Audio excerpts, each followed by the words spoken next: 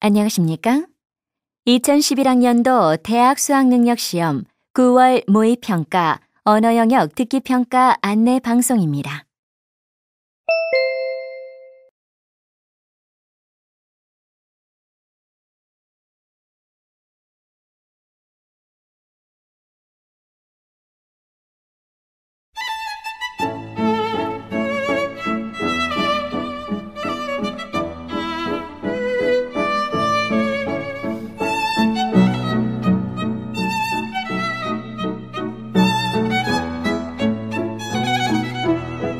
잠시 후 8시 40분부터 2011학년도 대학 수학능력시험 9월 모의평가 1교시 언어영역 듣기평가 방송을 시작하겠습니다.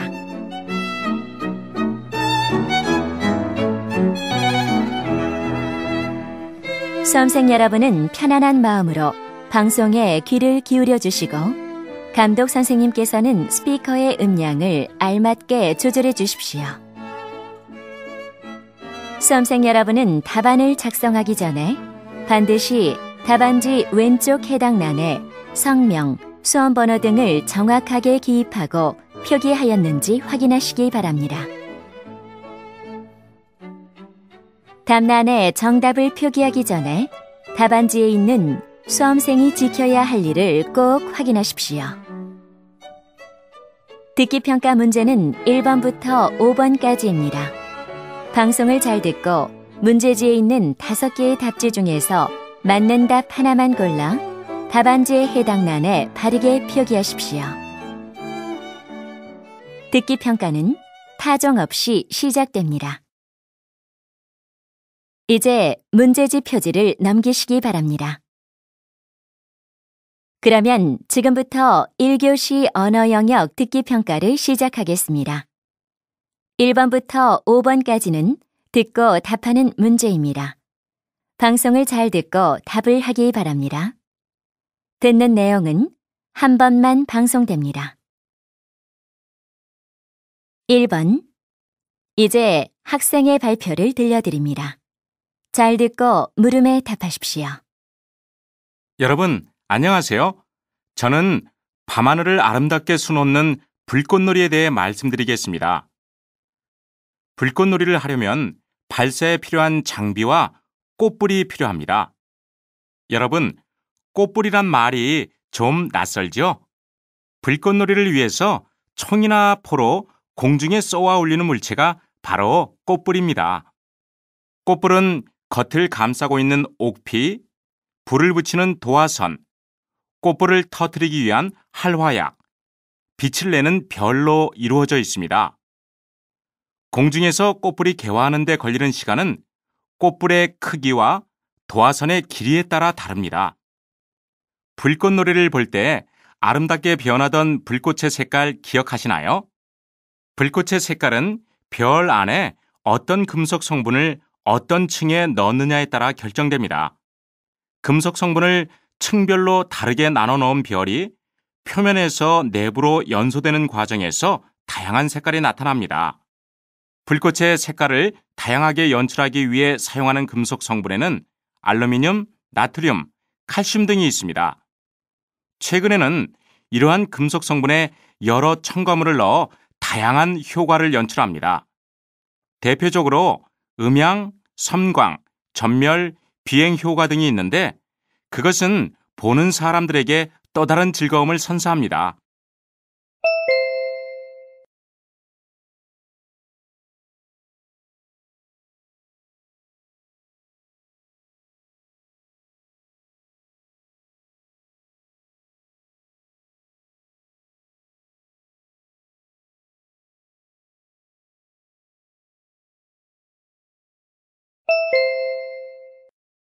2번.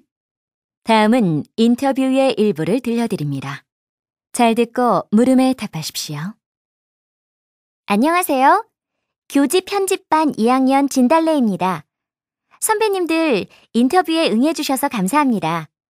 선배님들을 인터뷰해서 우리들이 가고 싶은 대학이라는 주제로 교지에 글을 실으려 합니다.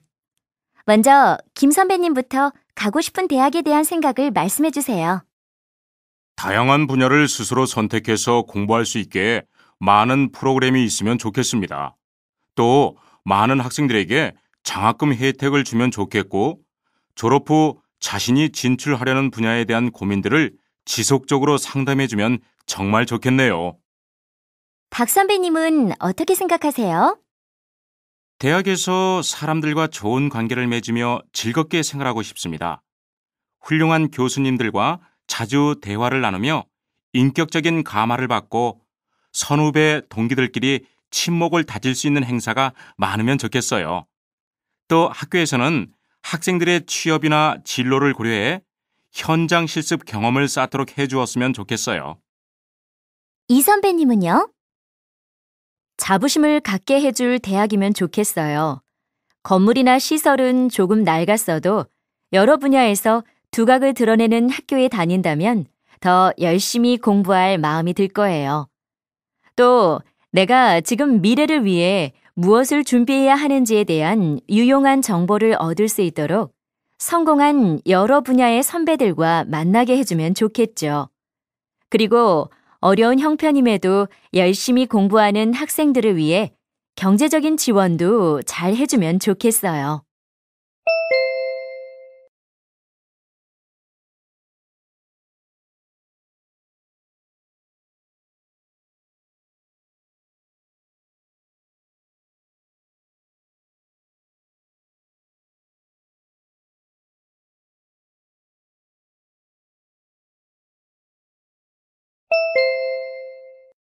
삼 번. 다음은 강연의 일부를 들려드립니다. 잘 듣고 물음에 답하십시오. 대화를 할 때 다음과 같은 대화 방법을 기억하고 있으면 좋습니다. 모든 상황에 쓰이는 것은 아니지만 적절하게 활용하면 원만한 의사소통에 도움을 줄 수 있습니다. 첫째, 예측되는 결과 활용하기입니다. 대부분의 사람들은 자신의 행동이 불러올 결과를 예측할 수 있습니다. 따라서 대화를 할 때 이런 예측을 활용하는 것이지요. 예를 들어보죠. 습관적으로 늦잠을 자는 아이에게 비난을 쏘아붙이는 것 대신에 네가 아침에 늦게 일어나면 학교에 지각하잖아.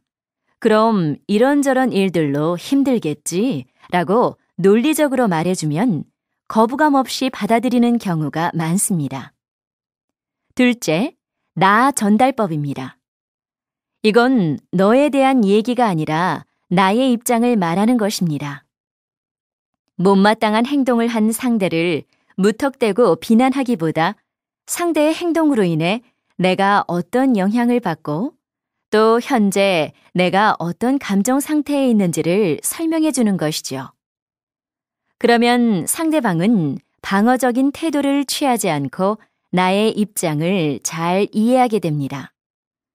아이가 방을 어지럽혔을 때 넌 왜 이렇게 정리도 제대로 못하니? 라고 말하는 대신에 네가 방을 어지럽히니까 엄마는 정리하느라고 시간을 많이 들여야 해서 속상해 라고 이야기하는 것이죠.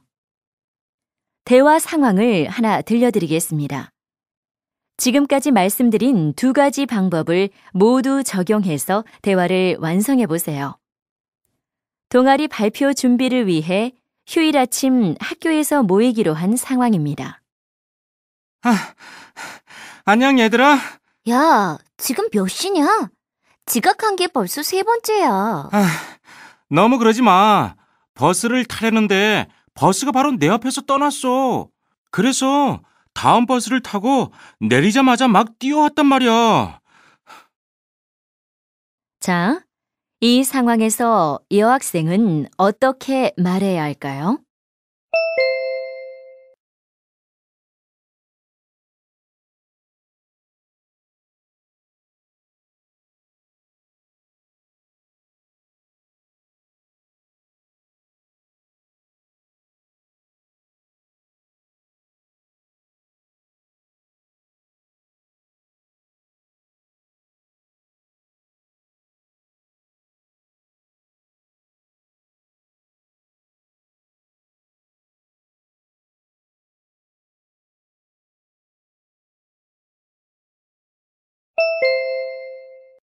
4번과 5번.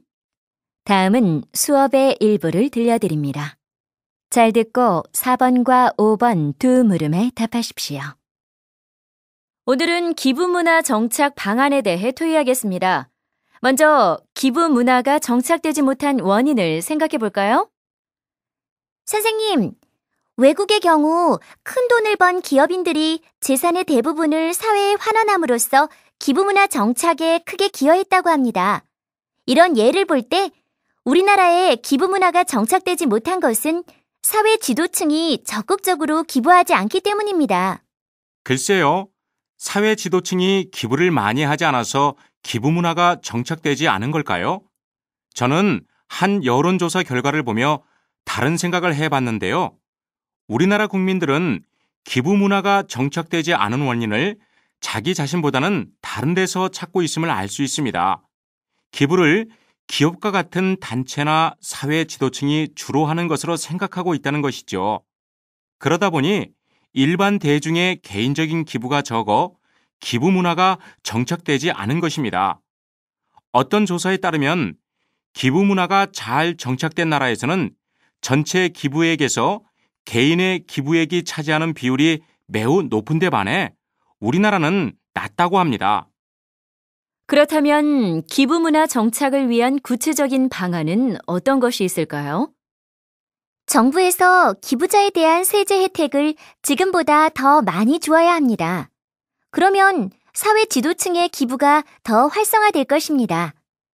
그리고 언론에서는 그런 기부 사례를 적극 홍보해서 사회 전반에 기부 문화를 확산시켜야 합니다. 여론조사 결과를 보면 기부 문화 정착을 위해서는 기부금 모금 단체의 투명성 확보가 필요하다고 합니다. 기부금 모금 단체를 정부에서 잘 관리하고 감독하는 것도 하나의 방안이 될 수 있다는 거죠. 또 다른 자료에 의하면 기부 형태 중에서 비정기적인 기부가 대부분을 차지한다고 합니다. 따라서 개인의 정기적인 기부를 유도하는 방안이 필요하다고 봅니다. 맞습니다. 그런데 기부는 여러분도 예외가 아니라는 거 잘 알죠? 저희같이 돈을 벌지 않는 청소년들은 기부를 하는데 한계가 있지 않을까요? 기부는 돈뿐만 아니라 지식, 재능 등 자신이 가진 것을 나누는 것으로 보면 좋겠어요. 그렇다면 여러분도 얼마든지 기부에 참여할 수 있겠죠?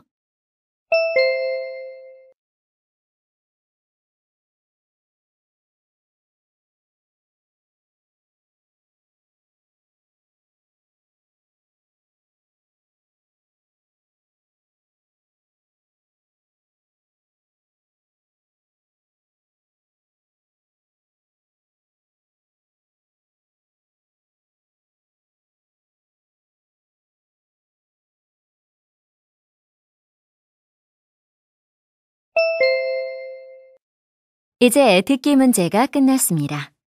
6번부터는 문제지의 지시에 따라 답을 하기